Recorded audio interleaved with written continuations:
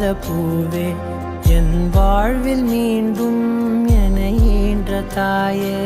கண்ணோடு இமையாய் சுகமான சுமையாய் இரு கையில் ஏந்தி தாலாட்டுவேனே காற்றோடு தலை கோதி நதியோடு தவழ்ந்து